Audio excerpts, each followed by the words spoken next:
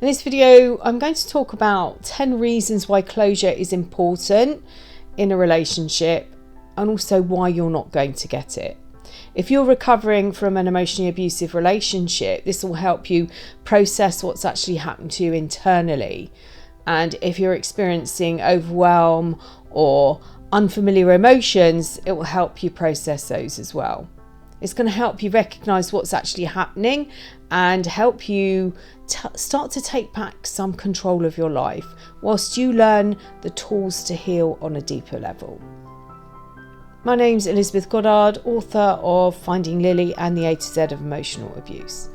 On this channel, I talk about healing from emotional abuse and divorcing emotionally from the abuser. I want to remind you that love should be unconditional and divorcing emotionally is life-changing. Each week, I discuss some of the terms you hear along your journey and I help you understand and process what's happening inside you and guide you as you start to find the best tools to heal for you on a deeper level, to allow you to become the best version of yourself, the one you were born to be.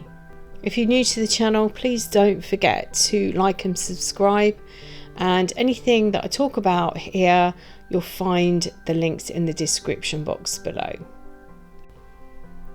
At the end of an emotionally abusive relationship, you're not going to get closure, so it is helpful to understand what and why you feel the way you do, and understand what comes next and the healing that needs to be done. Emotional abuse is insidious. Unlike physical abuse, the damage caused puts you in a state of confusion. You had no idea the abuse was taking place. It's like Chinese water torture.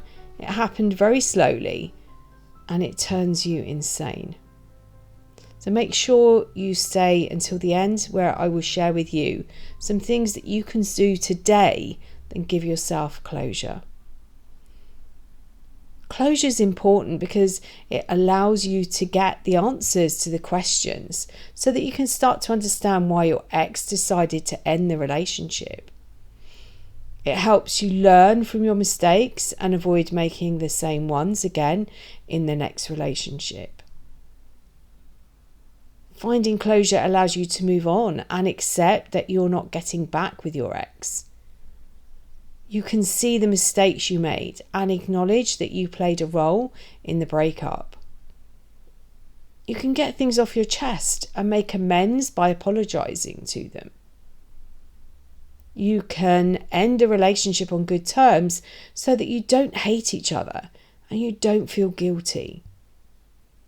Getting closure helps you make sense of what really happened instead of wondering and asking yourself, what if? When you understand why the relationship didn't work out, you can learn more about yourself. You can figure out what you want from life and your next relationship. Without closure, you might keep believing that there are chances your ex will come back and take you back someday.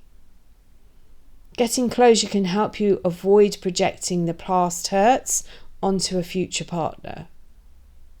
Closure is one of the reasons it's so hard to heal from toxic and emotionally abusive relationships. The damage caused puts you in a state of confusion as you had no idea the abuse was taking place. You don't get closure, you're just left hanging, and you might still be trying to get answers, and you might still be trying to understand what happened. Relationship closure involves honest, healthy, non-judgemental communication, and that helps with letting go. Nothing about this relationship was honest or healthy, and there's a reason you won't get closure, and you can watch my video, The Real Reason You Won't Get Closure, and how to get it here. Closure is helpful in moving on for both parties. As I said, this wasn't a healthy relationship. And at the end of the relationship, you've probably been left with more questions than answers, wondering what you've done and questioning if you'd done something differently. Would you be here? If you were able to force their hand and get them to agree to explain what happened, This is seen as an opportunity for more gaslighting and confirmation of the power they still have over you. They position themselves in the role of caregiver, and now you're stuck.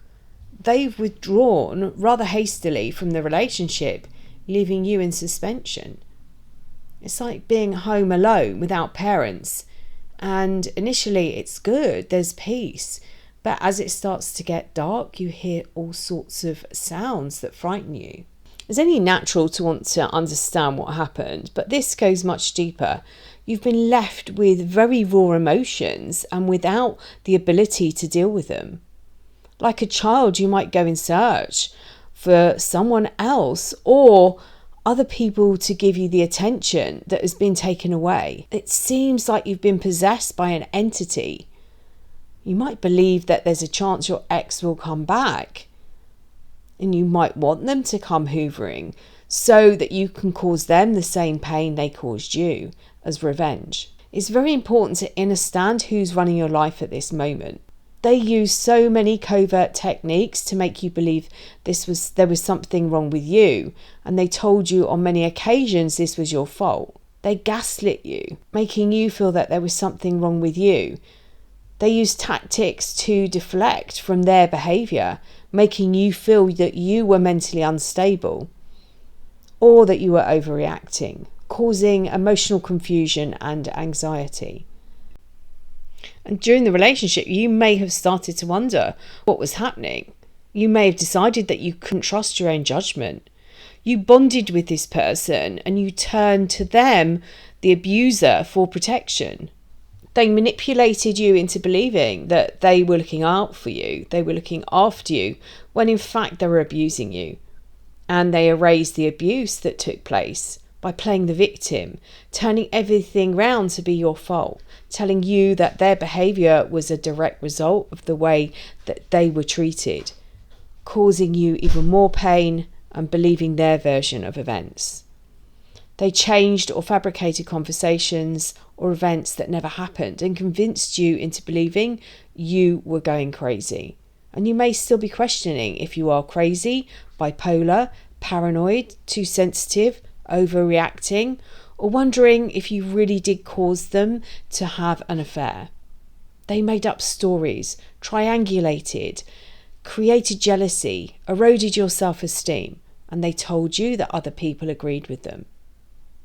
They may have fake concern for your well-being, when in fact their only concern at this point is to protect themselves. When they stopped covering their tracks, they were done with you. They didn't want to waste their valuable energy on you.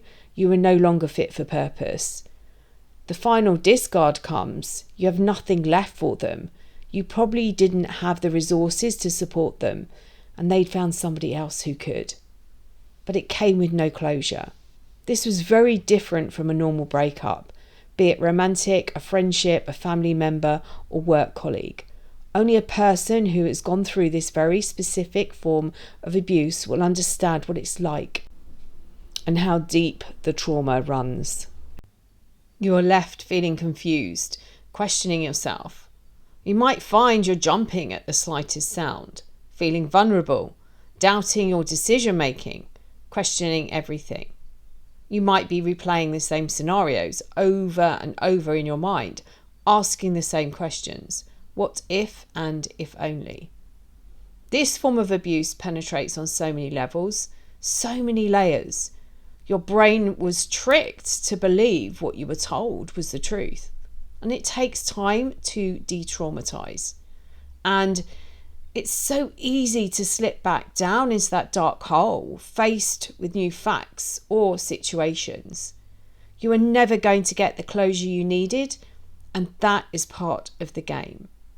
You are still useful in providing or proving what power they have over you, and if they reach out, what control they have. They won't give you closure. It's more fun to watch you become the crazy ex they've told everybody about. And you'll join the long line of crazy exes before you. You may recall hearing about them. Closure is like revenge, best served cold. You will not get closure So it's helpful to understand why you feel the way you do and understand what comes next and the healing that needs to be done. By tracking down the wound and allowing it to heal, you can start to feel whole again and you can break the cycle. But please remember, if you've been walking around with this wound for decades, it might not happen within hours. You've learnt behaviours to protect yourself from further hurt, so you might need to work on changing your thoughts as well. It was a wounding or a few wounds that need healing. And when you think about the way you reacted, what was the emotion coming up for you? The abuser was like an earworm, constantly feeding you with information, undermining you, telling you what to think and how to feel. Who you were, who you should be, what you should be doing, who you should spend your time with. If you're experiencing rumination, going over and over and over the relationship, wondering where you went wrong, listen to that voice. Whose is it? Grounding yourself and learning some breathing exercises will help you come out of your head. Don't get trapped there. This is one of their parting gifts. They set out to destroy you. They will never know how much damage they really have caused during their lifetimes, or how many people have taken their lives because of their behaviour. They have a false self and created a fake reality. And they do this from the ego to protect themselves from being abandoned. And then they do that to you. But your pain might not be from their abandonment. It might be from your own. You were programmed and they walked off and they leave you with nothing. They stripped you of everything, including the ability to cope. You might be trying to prove to yourself you aren't crazy. Grounding and breathing will help you stay in your body, and from your body, you're able to call the abuse out. And you can't do that when you're in your head. You were trained like a circus animal to perform tricks, and one of those was to ignore your instincts and to see the ringmaster's whip as more powerful and to be fearful of. And like the elephant who has been chained for years, now they have been removed, he still stands in the same place, only moving as far as his chains allow him, not realising he's free. Give yourself closure. Break the bonds. When you are fully healed, you are no longer hurt by them or thinking about them. Closure is something you give yourself. Don't wait around for the closure you need. You could be waiting forever. Go inward and talk to the child that was left to pick up the pieces and find out what it needs to move on. When you're crying out in pain, speak to that child and ask what it needs, where it's hurting. When you're wanting to reach out and contact the abuser, again go inward and see who is crying out for attention. You need to stay grounded and you need to stay in your body. From here, you can be honest with yourself, and that is the start of this wonderful journey. If you can't be honest with yourself, who can you be honest with? From being grounded, you can replay the events and situations, and you can see they don't match up. From here, you can call it out as abuse, not as love.